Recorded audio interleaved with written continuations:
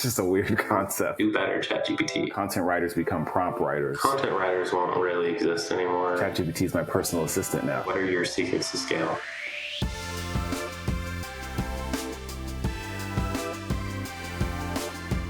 On today's episode of the podcast, I have Brenton Thomas from Twibi, digital marketing agency, on the show, and we chat about AI prompt writing, and it was super open-ended. We just kind of saw, where we went with the conversation. We ended up talking about SEO quite a bit. So, if you're wondering, where does AI fit into SEO, and can I use AI to write my blog post? Is that a good idea? Well, you'll have to listen to the rest of the episode to figure that out. But let's jump into the show. Welcome to the show, Brenton. Super excited to have you, man. Tell us who you are and what you do. I'm Brenton. I'm the founder and CEO of Twibi, digital marketing agency, based out of Portland, Oregon. And our specialty is Google ads, Facebook ads, LinkedIn ads, paid ads, some SEO as well, and a little bit of email marketing. Awesome, man. So how did you get into the agency world? What's your story? About 3 years ago, during the pandemic, I had got a director of marketing position at a software company. And it was, 6 figures. It was exactly what I was looking for. It was like, just turned 30. I was like, I'm on track. And so they had spent 3 months trying to bring me to the company. And then after 3 months, they let me go. And then I was like, well, what am I going to do? So I spent about an hour kind of complaining, calling people. And then after I was done with that, I was like, okay, let's dial into building a business. And it's been wonderful ever since. That's awesome. I love that story because you kind of just got forced into just taking that leap of faith, right? And I just want to ask you, would you have done it if you didn't just get completely screwed over by that company? Definitely not. I'm very risk adverse, and I think most people are, right? You have a lot of security through corporate. It's a predictable check, the same amount every 2 weeks. And I actually tried to start 2 agencies in the past, and I would always put them to the side to job jump to try to get an extra $20K in my corporate salary. Dude, the agency world is difficult. It's tough out there. So yeah, props to you for figuring that out. And I'm super excited to dig into the topic for today, which is AI prompt writing, specifically for e-commerce brands. Obviously, I think this has probably helped you guys out a ton, right? With just writing ad copy and stuff like that. What are you guys using AI for, and where are you seeing the most success? Well, we use it as a first round draft of ad copy. And then by the time we get through editing it, myself and my team, and then we'll share it with the client, and then they edit it some more, and then we're going back and forth on feedback. It's really not the original AI piece that was spit out by ChatGPT. It's pretty different, but we'll use it for a baseline. And since ChatGPT can't really scan web pages, we'll just copy the whole page, all the text. We just start from the top, and we'll just drag down, and then we'll give it instructions, and then we'll say, and then use the following content. We'll paste it into the prompt to help inform it. Yeah, and that's good that you guys don't just copy and paste it and use it, because that's probably the worst thing you could possibly do. And I think that a lot of people do think that AI is just the secret tool to not have to work, right? and it's a travesty, right? Because if you don't have a lot of deep experience in strategy and positioning and copywriting, you may not be able to tell the difference between good copy, bad copy, and if you just take what they give you and run with it, terrible, not good at all. I do want to mention, just really recently released with the new version of ChatGPT, they can scan web pages now. They can. Oh, okay. It's always updating, and they got plugins essentially that they're starting to launch, and yeah, there's a lot of updates. Yeah, isn't it crazy? I mean, how long has OpenAI been around? Less than a year, right? And just think about how far it's come during that time. Some people don't believe in AI, and I find myself a little skeptical about it at times, but to me, it's just it makes things more efficient, right? And there are some things that ChatGPT can do pretty well that doesn't require a whole lot of editing, but anything that's going to be used in marketing materials or on websites or anything like that, definitely requires some human intervention in there.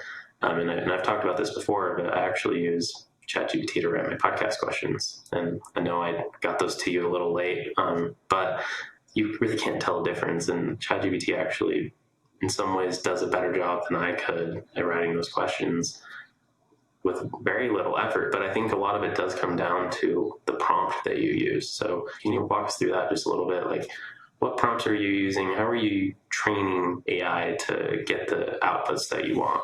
Yeah, so we're using AI specifically ChatGPT, to write blog posts, and then we would have it write the blog posts, but we wanted it to be Yoast compliant, right? So all the green stars or checks, all the SEO folks definitely know what that is. And so, and we wanted it to spit it out so that it very little editing, so that it would just fulfill what Yoast is looking for. And so what we would do was the first prompt was just talking about like what agency you work for, which is our agency. And so that's basically the first prompt, just describing who the bot is and where they work. And then the second prompt is describing like the writing style. That's why you don't have to write anything yet. Just confirm. And prompt 1, you understand where you work. And then in prompt 2, just confirm the writing style that we've set. And then we start asking it questions from there. So have you tried testing, training AI to be an employee at your agency versus being like someone that's like inside the brand? Does that change anything at all? We have not tried that. I've heard of that on podcasts. Like people are like, oh yeah, like ChatGPT is my personal assistant now. And it's just a weird concept. Yeah, dude, someone that I had on the podcast kind of recently was like just painting this clear picture of like what they think the future might be with AI, and who knows how long down the road. But like my AI assistant might communicate with your AI assistant, and that's how we'll like schedule a podcast interview, like just craziness like that. I think one thing that comes to mind, like specifically with e-com, and if you're using AI or not using AI, is like, keeping that brand voice intact when you're really doing anything on the marketing side, on the brand side. Have you guys done anything there to like try to make sure that's in check, or is that mostly like you guys going in and tweaking it to get that output? Yeah, we ChatGPT obviously is not the best at that. It's just you can try to describe quite a bit to it, and it still just won't quite be on top of the brand usually. And we're pretty picky about that. And so usually for us as an agency, like we've spoken to the client a couple of times, we had a kickoff call, they fill out a questionnaire, and then we'll refer to their website quite a bit. Like we assume you like your website, we would hope, as one of our clients. And so we'll just like pull all these phrases and use that to also teach us to then update what ChatGPT spits out. So that's like phase 1. And then phase 2 is then showing it to the client, and then they'll really dial in to the brand voice. What are some limitations you're noticing? We talked about brand voice, trying to get the exact type of voice in the writing. That can be a bit of a limitation. What else have you noticed? Let's see. So sometimes when you ask it to keep it under a certain number of words, it just like goes crazy. And it's like, I thought I just said 500 words or less. And then I'm like, and I'll ask it, I'll be like, do you realize you went over? And it's like, oh, sorry, let me try again. And then like usually it'll get it right. But it's like, that's a pretty like basic ask. I'm a little surprised sometimes that it just goes through that requirement. Yeah, I've noticed that myself too. Actually, I was having it spit out some headlines for all the Black Friday ads that we were, sprinting to get out at the last second. We're like, all right, it needs to be below a 60 character count. And it just kept giving me like half of it. And it's just like 1-word headlines. So like, okay, do better, ChatGPT. And then on the flip side, if you say at least this many words, it'll start, if it can't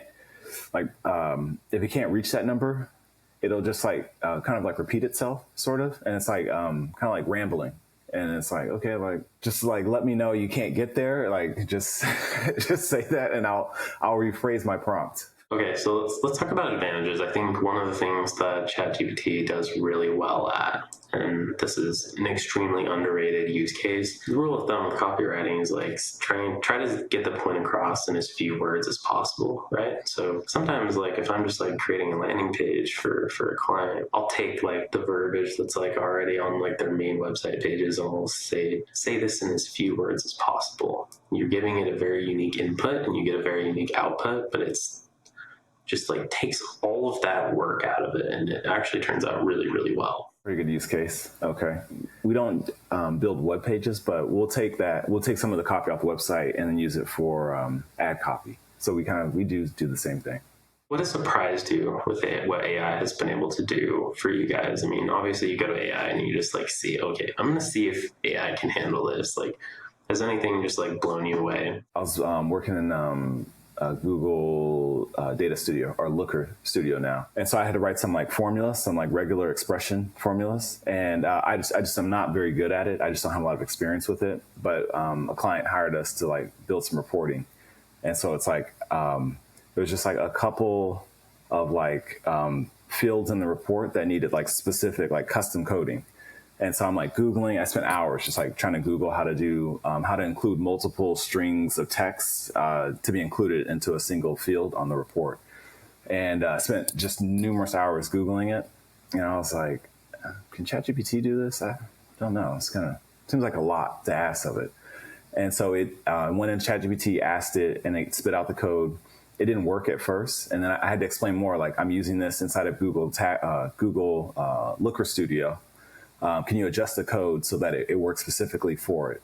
And then the second time it spit it out, and I was like, man, I wasted already like 4 hours, but I saved maybe another 4. Dude, I've been there, like the syntax for like trying to combine data sources and dimensions and metrics in Looker Studio, like makes absolutely no sense to me. And so that's a really cool use case. And like, it really enables like non-coders to be able to do basic, technical tasks, right? I mean, you can have it generate CSS for like an email or a button on a website, like really simple coding tasks like that, honestly, are like so nice with ChatGPT. It's like good and bad, for like overall society. It's like, wow, it's amazing. And it's like, wow, if this continues, like what happens to certain jobs? Right. Yeah.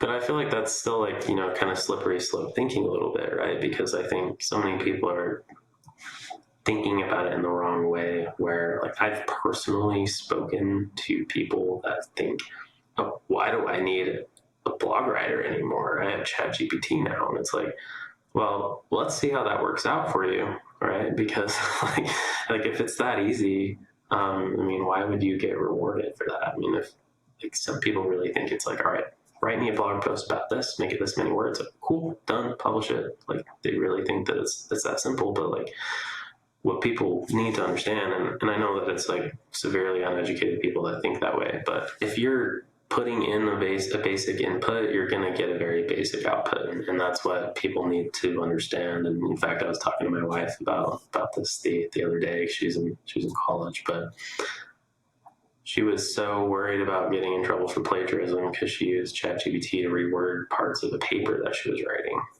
And I was like, there's no way to detect something with AI written if you start with a unique input.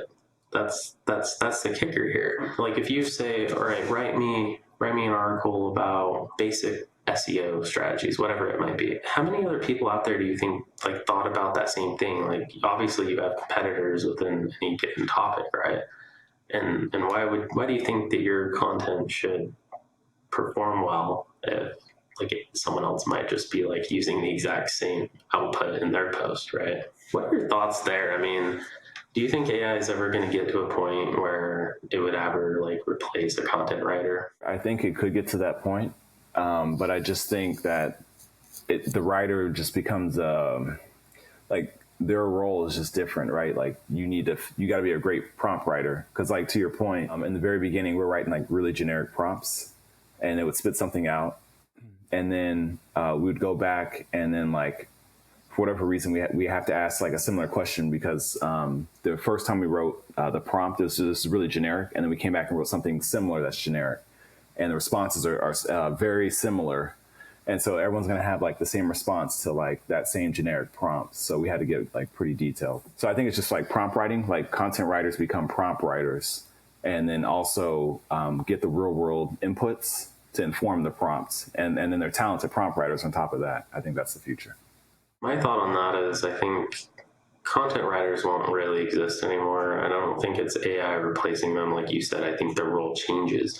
I think they become more of an editor And I think they're going to be required to have like more high level strategy with what it is that they're trying to produce with AI. Gone will be the days of like low skilled content writers where they're handed an outline and they're told to use this list of keywords and they have no idea why they're writing what they're writing, right? I think they'll be forced to understand big picture where this one writing task fits into the whole scheme of things with the overarching marketing strategy, right? And another limitation of AI, and I don't know how AI could get around this. There's probably ways in the future, but when we would ask ChatGPT to write a blog post, we always start with an outline first. We have it spit out the outline, and we basically tell it the topic based on keyword research, and then based on that topic, it gives us an outline with like 6 sections. Very often, ChatGPT would say, like one of the headlines in the outline is like examples of fill in the blank, like whatever topic, or case studies of fill in the blank topic that we put into the prompt. And then we would ask it to do it, and it has like filler, like company A does this, and it's like talking about some random company that doesn't exist, and it's like hallucinating. And so I don't know how AI would ever, like, unless you have to input real world information into it, or maybe you have a case study page that you can feed into the prompt. Maybe that's the solution. But at least right now, ChatGPT is not good at that, and content writers would have to take control of that. Yeah, I've barely messed around with the new feature that allows ChatGPT to crawl web pages, and I want to say it's only been like active for like a couple of weeks, but that's such a game changer. I mean, think about like being a content strategist and you're trying to rank for, a topic, and you just feed AI, the top 10 results and say, make mine better, right?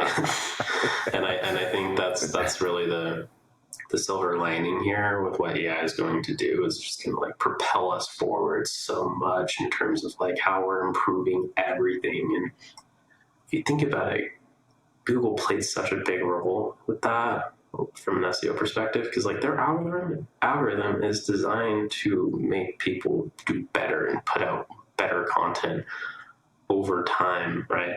Imagine with AI behind that, like just how advanced our data and access to information is going to change. Yeah, and it also makes it like way more competitive, right? Like everyone's pumping out content like crazy.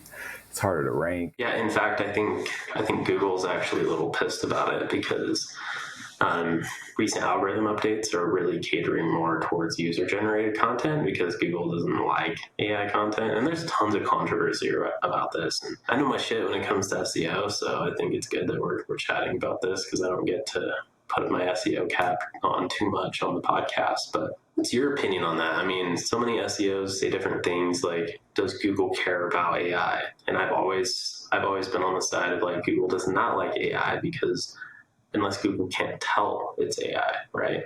Google doesn't like shortcuts. It's kind of like gaming the algorithm from their perspective. Me and my team, we've been like researching it quite a bit, and then we find all these articles that says as long as it's high quality content, Google doesn't mind, which is fair. That's great. That sounds good. And then when we publish our AI generated blog posts, it just doesn't have the same effect as like user like generated content. And so we're like, okay, well, like, are we being punished by Google or are we not? We can't really tell, because everything we see is like from Google. It's like, we don't, as long as it's high quality, and then we'll look at like the top 5 spots for whatever we're trying to rank. And it's like our blog posts have like more in-depth information. It's 2,000 words, internal, external links are, it's like, it's got all of it. Maybe those other pages have backlinks associated with them, but for content to content, our stack's higher in our opinion. The algorithm's moving a little bit away from backlinks, and sorry for anyone listening that's like not appreciating how technical we're getting. We're kind of SEO nerds over here, but links are becoming less and less important, like very gradually. Like, quality of content is always going to be king, and I've always said, content and backlinks are always the 2 main drivers of rankings, but you've made a key point there, and it's high quality content. And if you know what makes high quality content, and you're actually like developing a content marketing strategy, and you're trying to provide value to your target market based on queries that they're searching for, then you're fine. That's not the point that Google's trying to make, right? It's the fact that if you're going to put out 10,000 blog posts a day just to try to get as much traffic as you can, eventually that's going to hurt you. And it's already happening. I mean, I am involved in so many SEO groups and people are complaining about these recent algorithm updates. But guess what? If you play SEO by the book and you play by the rules, those should not affect you. Those should actually maybe help you. In Google, we would do like a search for like tools that can identify AI content. And there's plenty of them. They're not like that advanced or anything. And we would like take our blog posts and drop it in, and like it gives you a percentage rating, the one we found. And it can tell pretty much right away, even if we use Grammarly to like edit some of our work, it's like 20% AI generated. And we're like, oh, we just use Grammarly just to edit some of our work. So I'm sure Google can tell. I don't want to convey this message to like I'm against using AI, because I'm not at all. I'm against just taking whatever AI gives you and using it. If you're actually looking at it through the lens of a marketer and you're strategizing and you're really just like putting the customer at the center of everything that you're doing as opposed to the algorithm, then you're fine. I mean, use it as a tool to speed things up and to make you better at what you do. But as far as I'm concerned, SEO has not changed one bit. You can use AI to speed up your job. That's it. If you're using it in the wrong way, eventually an algorithm update's going to come and kill your site. So maybe think about it twice before you get lazy. Don't get lazy. Yeah, and like there's a million use cases. So maybe with like SEO, it's a little tougher. I think we're still trying to figure that out, how to like have an AI piece of content rank as if it was human written. But like writing social media posts, like I'll write a first draft. And I'll write it really quickly with like grammatical errors, and then just throw that in there, and it spits it out, and it's nice and pretty. And I just put a word cap on it. So there's a million use cases outside of blog posts that it's like wonderful. But with Google specifically, it's a little bit tougher. Yeah, for sure. And every channel is going to be a little bit different. But Brenton, I want to ask you, what are your secrets to scale? I would say, for our agency, we get a lot of referrals. We definitely go like above and beyond. It's harder to obtain a new client than to do a really good job with a current client, and then it leads to upsells. So we definitely probably work a lot harder than most agencies. And then for our agency, we actually do some cold emailing, and that brings in a good amount of revenue. And all we need is to get our foot in the door. And then, after 6 months, it leads to like additional deals and so on. Yeah, that's awesome, man. I just kind of want to like tie that back to e-commerce just a little bit. Like, word of mouth is probably the most important channel for any business, right? And it's also the only channel that you can't really track either. So like, taking care of your customers and, focusing on retaining them, making them happy, that's a very important part of scaling any business. Yeah. It's all about testing and learning. You just can't leave the same thing in the ad account for more than a month if it's not working. It probably less than that. So just got to keep, and always working on like specific. If we're talking about like clients, helping them scale. Always working on the backup plan, right? So like, just in case this doesn't work, we just pivot right into the next thing, and that helps us scale pretty well.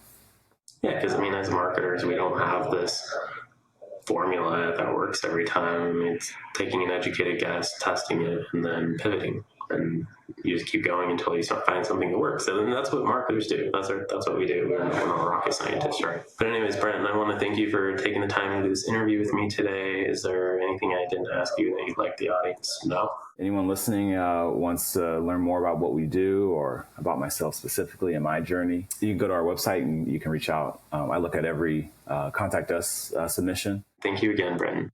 All right. Thanks, Tanner.